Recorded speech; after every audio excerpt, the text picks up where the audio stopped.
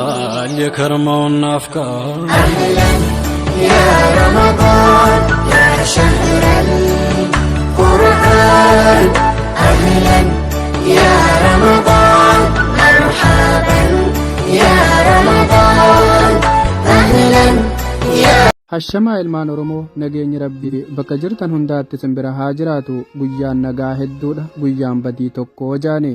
Obboleettii teenya tana gargaaruudhaaf viidiyoo kana battalumaa garteen sheergoota. Sababaati sheergooteen namni tokko obboleettii keenya kana gargaaree fayyaa ishiitiif sababa ta'uu mala.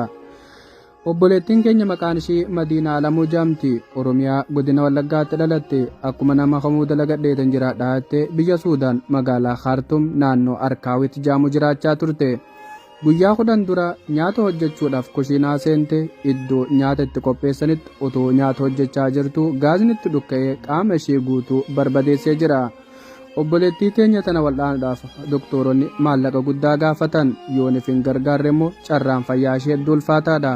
Arra fayyaa qabnaa jennee fayyaa waan abdatan hin qabu. Fayyaan guyyaa tokko nama harkaa micaatee sigigaatee nama harkaa miliqa. Rabbi fayyaa isin hin dhorkini. Obboleettii teenya waan qabnuun haa gargaaruun isiniin jaa. Obboleettiin keenya kun haala hamaa haala suukanneessaa keessatti kuftee jirti. Namoonni ishii wajjin miidhaman illee haa jiraatu malee namoonni ishii caala miidhaman hin jiruu jaama hanga ammaatti. Namoota achi keessaa dubbifne tokko akka jaanitti hanga ammaatti warroonni bira jiran qarshii qabanitti dadhawatanii sababa laatti iyyachaa jiraachuu himan.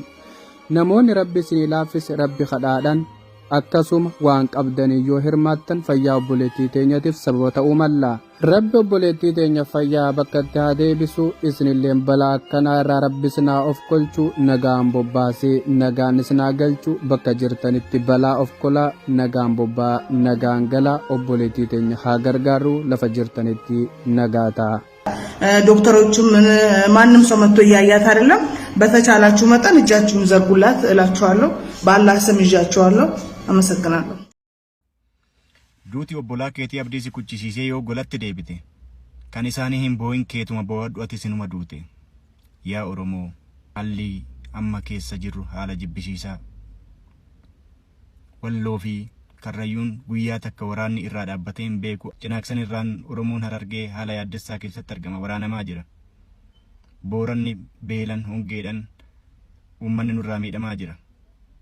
Wallaggarraan qabeenya isaanirraa buqqa'anii haala yaaddessaa keessa jiru. Kuba walaa qabaan wal cinaa haa dhaabbannu.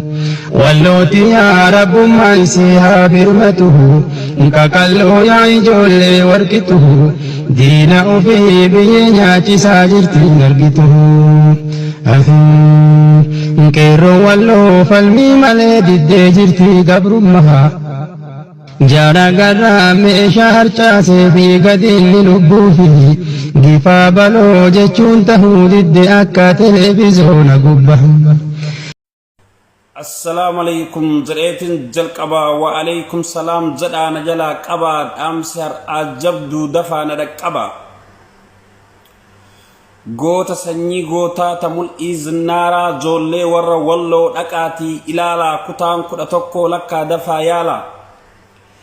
Qawwee bitatanii duraanuu qabanii har'a diinan kunoo kokkee wal qabanii rasaasa dhukaasan ufarkaa dhabanii. Mootummaan naannoo Amaaraa irratti qindaa'ee milishaa fannoodhaan irratti gabbee walloon koo bargoota ofirraa hin qe'ee rasaasa fixannaan diqqoo garaanna'e. Oromooti yoo sila maal eeydanii diinni silaa diinaa inuma beeytanii dafaanuu hirmaadhaa alaa fi manaanii nurratti walgayaa sa'aa fi namaanii. Hirmaannaa namaatiin isin rakkifnu garuu diina jalaa tasa hin cal'ifnu rasaasa fixannee rasaasa nuu bitaa gaafa diinni dhufe nutu isaan fixaa. Jetti ijoollee warqituu ta qabsoo barattee ta diina ilaalaa ilaaltee agartee yaa Oromoo kiyya ati maaf dagatte. Dhalcha balaa zallaqaa diina kokkeen qabee reeffa lafa nannaqaa har'allee kunoo seenaa dalaganii akkuma kaleessa irraa dalaqanii. Diinni isaan ayuuf gara isaanii dhufnaan maaliif diina jalatti sagadi kufnaa nuti ijoollee warqituu gootummaa barannee gootummaa Oromoo isaanirraa qabanne lakki diinaan laan dhumne banna malee osoo homa fedhe balaan fedhes galee dheennetti hin galnu rasaasa fixannus waadaa Oromootaa karatti hin gannu jedhaa jira walloon isin maal jettanii hanga booji'amuu teettanii eeydanii. qabsooftuudhaan ijoollee kamisee fi baatee diina harkaan qabdeetiniin irraa yaate tasumaa oromoon tiyya yoo fudhamaate dhamaasuu malee barnu dhama'uu hin beeynu dhumne banna malee diina zalaan deemnu jetti ijoollee walloota onneen sibiilaa jajjabduudhaan qal'oo ilmaan dhiiraa warra har'aaf kales diina farka laanne warra amaanaa oromoo karatti hin nyaanne.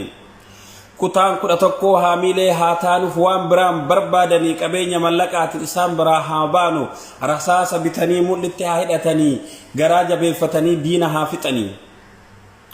wallootiya walloo biyya gootaa dhugamaan dhugatti onnee nama mootan osoo niitiin fuune qawwee bitattanii diina keessan kunoo irraa gaffixanii yoo alaamaa taate takka hin saattanii kan harkaan qabdanii ilkaan hin nyaattanii. maal isinii godha an haamilee dhabee waan isin taataniin keessi kiyya cabee halkanii guyyallee lallabee dadhabee yaa oromooti isa biyya keessaaf isa biyya alaa maaloo takkaamee sagalee takkaa waliigala rasaasa barbaaddi ijoollee warqixuu diina mooyuu malee mooyamuun shakkitu isinuun beeytanii sanyii gootaaf hayyuu garaan fayyifte garaan zaraa haa fayyu osoo akka zaraa kutaan 11 ta'e oromoon bilisoome bilisummatti ba'e walabummaa